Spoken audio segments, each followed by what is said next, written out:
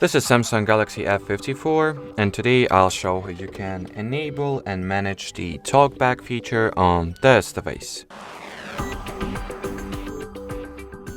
So to start, in order to activate the Talkback, you need to go into Settings, then enter the Accessibility category, open the Talkback, and now switch it on. Talkback. Here I recommend that you enable the Talkback shortcut feature right away, so make sure that it is switched on.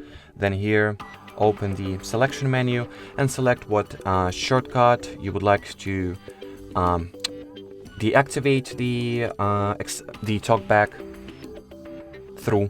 So you can either do that with this one by, well, as you could have heard or should have heard, the Talkback was switched off this way. You can also set that the Talkback will be disabled through the through pressing the side and volume up buttons, or through pressing and holding the volume up and down buttons for 3 seconds. That's up to you what method is more convenient, then go for it. Here you can also go into settings and change all those preferences here. You can go into advanced settings and change even more preferences. And well, I guess that'll be it. So thanks for watching and bye bye.